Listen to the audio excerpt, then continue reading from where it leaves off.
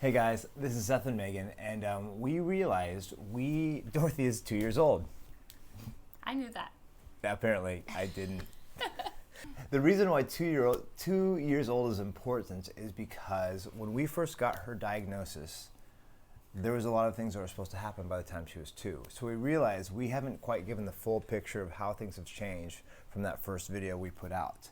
Now, many of you have never seen this video, and we're gonna post it on our site. It's when we first found out Dorothy was sick, and this kind of shows what we knew at the time, and it goes through a lot of things. It's overexposed, and we're depressed as all get out. I'm not excited to watch this at all, but I do want to kind of share with where she is now in our treatment plan. A lot of this came up because of a video, I think it was entitled, South Florida Doctor Finds Alternative to Transplant. Ironically enough, we've been doing that alternative treatment basically since week 2 or 3 of Dorothy's life. What we found out when we heard from the surgeons wasn't exactly true with the treatment plan because, as you know, if you've been to hospitals, everybody knows their field and that's where they live. So our surgeons are really good about saving lives and making sure that everything's connected well. But then our GI team is the one who's day in, day out making sure that Dorothy can live the healthiest, fullest life she can. Okay, so we're gonna watch this video. We're gonna go through and tell you how things have changed and what's the same. So. And by the way, this is Teddy down here. I'm not just shaking the rattle at the couch. I'm gonna edit that out, so it's just you shaking it with a pillow. Hey. All right, let's watch this video. Let's watch this video. It's gonna be awful.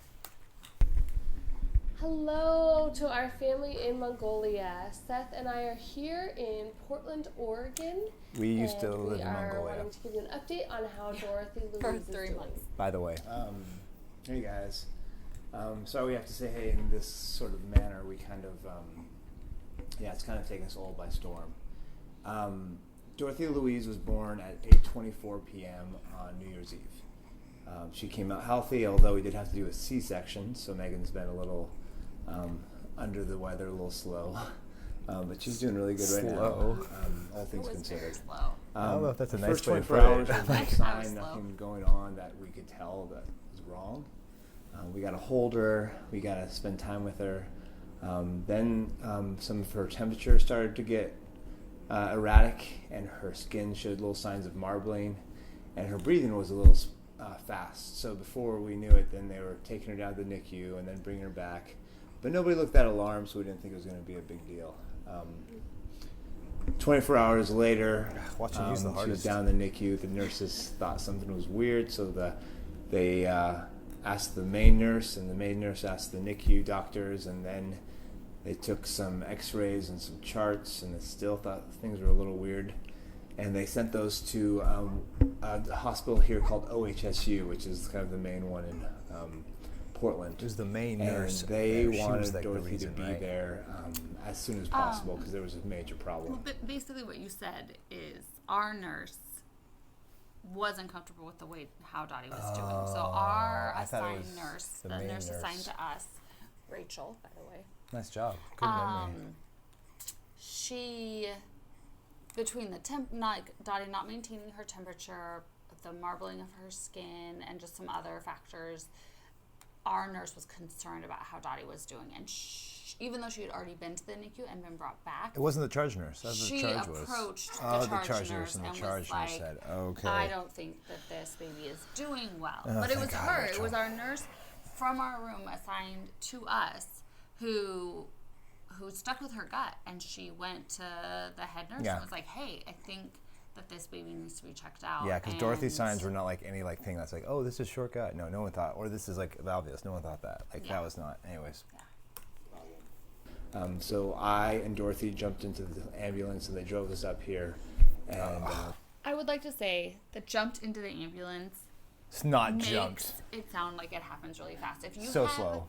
ever had a trip in an ambulance, a child specifically who needs care, like once they decided that Dottie was moving, we're in the NICU and they call the ambulance, but then they have to do like final sets of tests and pictures that they're going to send with the ambulance. They have to get certain types of equipment and connectors because the ambulance things that they have aren't necessarily the same as the hospital. And so the ambulance people are there and they're saying, okay, we need this, we don't need that, we need this kind and type of whatever.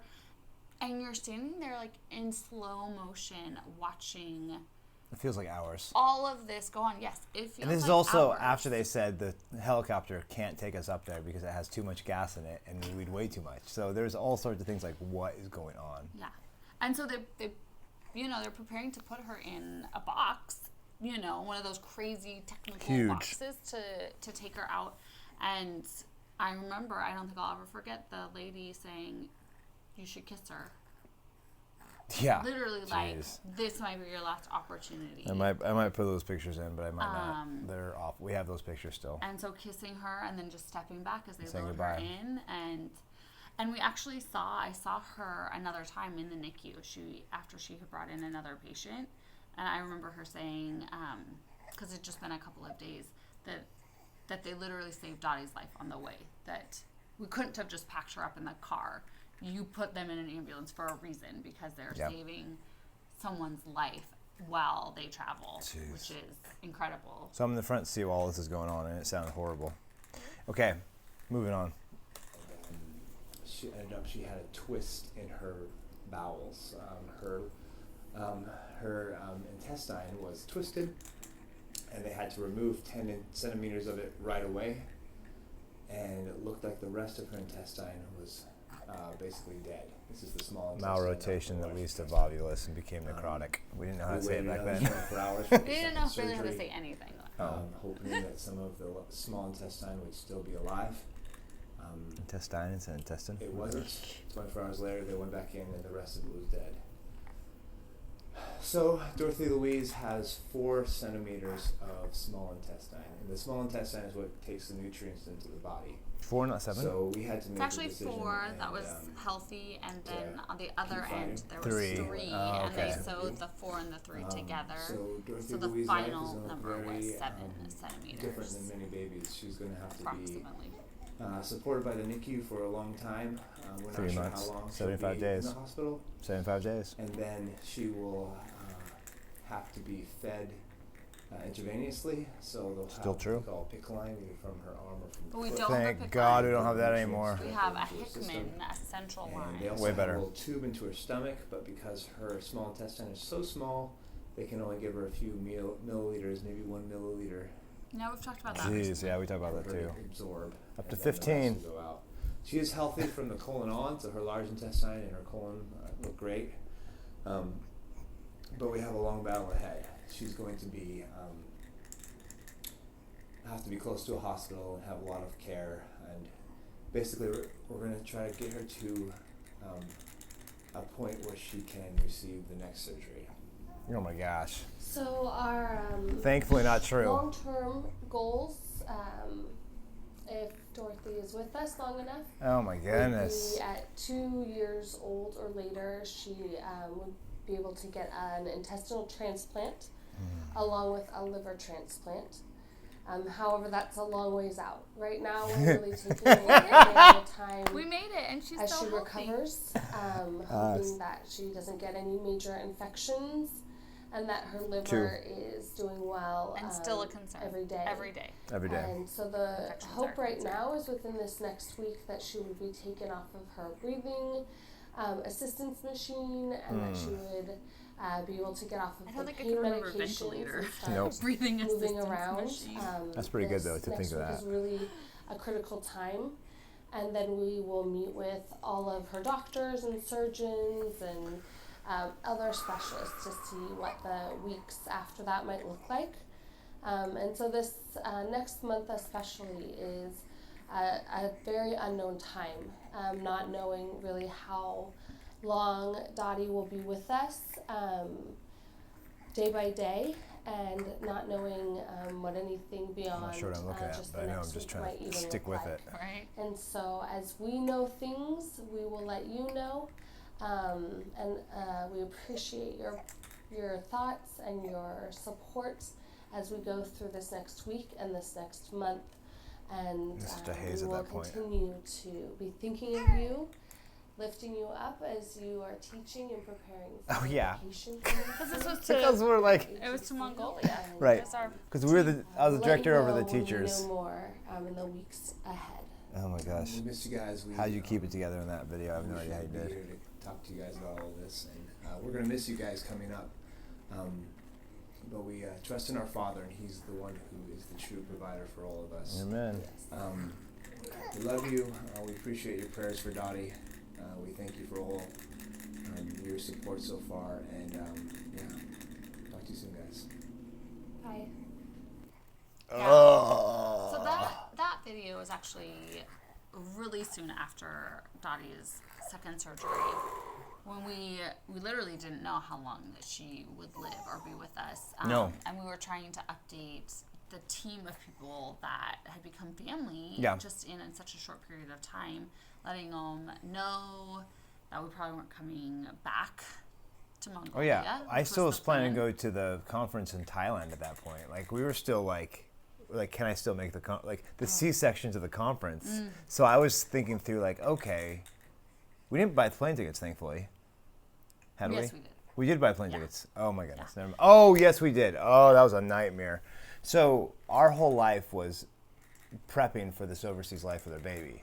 And that's another story. We'll talk about that with my mom and I went back. But the big thing that was not true, thankfully, was the liver and the intestine transplant, because those have such a low probability. In the video I saw, they said 70%. When they told us, they said it was 50% survival rate, and then 50% after the next 2 years. So we just thought we were going to get Dorothy for 2 years. It was a very big possibility that we'd only get her for 2 years, and then we would have to hope that would be a good outcome after the surgeries, which... Yeah. So what happened was, after Dottie was her very first surgery, we heard from the surgeon, and we sort of got this worst case scenario of all the things that could go wrong and how hard life could be. But then within a week or so after her second surgery, we were able to talk to the gastroenterologist, Yep. the specialist at Dornbecker, and she painted a completely different picture. I think we've said Yeah. it that way before, and at the time we were updating on Facebook a little bit and texting a little bit and using Caring Bridge a little bit, and so our updates are kind of all over the place Yeah. from back then. So That's true. we're not surprised that people have no idea what has been happening with her, but right away our goal shifted away from surgery, Yes. and the hope that she would never have to have surgery, that she would never have liver failure, and that instead of aiming for those things, our goal then became an amazing life, a full life, a long, wonderful life on TPN. Yeah. And that, as our doctor said, surgeons save lives, but I get kids home. Something like that. I actually send kids home. You know, and yeah. so that doctor she just gave us hope that TPN was not a life-ending sentence. We didn't know anything about it. No. I didn't know a person could live without eating. I ironically had just heard a podcast about TPN not 1 month before Dottie was born, and how the line infections was so common of thing for people to die from. And so then I was really... I shouldn't have been terrified, because now they're much more sterile, and now I understand why everything's changed. But so what our goals is now, we live a very full life to get her intestine to be the healthiest it can be. We're actually going for that small little bit of intestine. We trust that it will start to figure out what to do and absorb more and more food, which it totally has. When we first went back, they're like, maybe when she's 7, she'll have like enough time, so maybe she'll go to school. Like maybe we'll unhook at 7 a.m. and then reconnect her at 5 p.m. We already hook her up at 7 p.m. and unhook her at 8 a.m. So it's already longer than they expected when we were 7. So Dorothy has progressed way above and beyond what they ever expected for what she was supposed to do. We went home on 4 hours off, which to us seemed like an eternity. We thought...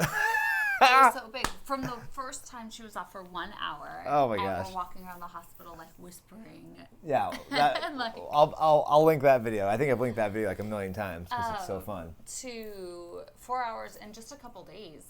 before we left the hospital, she was off for 4 hours a day. Mm-hmm. And that's what we went home on, which was amazing. So now to be off for 11 hours a day, she's just made these huge strides. Yep. And she's eating. Yep.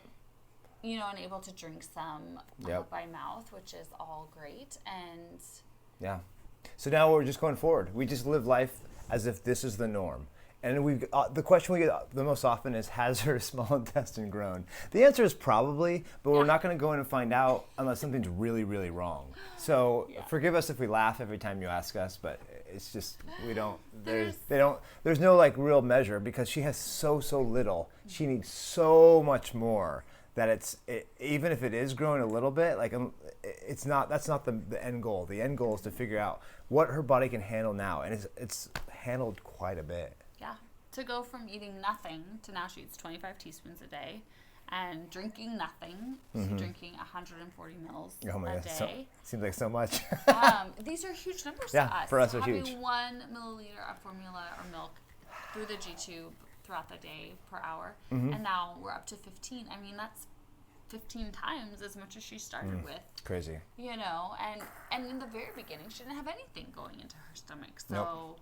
So these that's are all like, great things. 1,500 times Yeah. as much as she started with. So that's the big updates that we wanted to tell you about, like where we're going. We're not going for an intestinal transplant. We're not going for a liver transplant. We still have to be careful of both of those things. They're not off the table, quote unquote, because if what the big problem is if she loses, we call them ports, but basically there's several ways to get connections to your heart for central lines, and if we lose those due to infection, we lose access, then we have to possibly go down the route of intestinal transplant. So in the meantime, now Dottie is just a 2-year-old. And by just a 2-year-old, I mean she's got opinions now, and she's got, oh, the poor thing just hurt her leg the other day. It was so weird to go to the doctor for like a normal kid issue. It's like, oh yeah, that happens to 2-year-olds all the time. She like literally was just standing on the wood floor, and then her leg went one way, and then she fell, and now she hurt. So yeah, no, we still have to go to the doctor for normal things. We have our normal pediatrician, but then we have all our specialists. We still have to be careful about any sort of temperature. We still go to the hospital for at least 48 hours if she gets any sort of fever, because they have to make sure she doesn't have an infection, because that's the biggest problem in our lives. Other than that, guys, that's a quick update. Anything else we missed, babe? No, I think that if you watch that video, like I said from the beginning about the doctor and the We'll put the link on staying away from in our transplants. description if we can't put it in the video. In essence, that's what we're doing. What do they Yeah. call it? Alternative. I don't even know. I don't know. It's sort of actually like the main thing is her working on her bowels working better. We still do have the daily constant concern of getting any type of line infection. We do have to be careful of her liver, and so she gets labs every 2 or 3 weeks so that Intestinal rehabilitation. so that our team can just assess how she's doing. Is she getting everything that she needs? Is her liver staying healthy? Do we need to make changes? Because her liver is doing a lot more work than the average liver does with this kind of nutrition. Yep. So we're excited for the way our life is going. Yeah, we still live life close to the hospital, but we've flown to Chicago with Dorothy for a conference, and we've had a chance to travel more. We've tripped to Sun River. We had a chance to really get to know other people who live in a similar situation, and we're excited to see where and how we can live life in a way that's still accessible for someone with a central line. So. And we got Dottie a brother. Oh yeah, and we got Teddy. Teddy's our low maintenance child, kind of. We'll talk about Teddy more later, but right now we just want to give you a quick update on Dottie Louise, and thank you guys for praying and staying with us. More to come, because we hopefully will be learning more and hopefully giving tips for anyone else who's in a similar situation to us. Yep. Blessings and much love from the Halligans. Bye. Take care.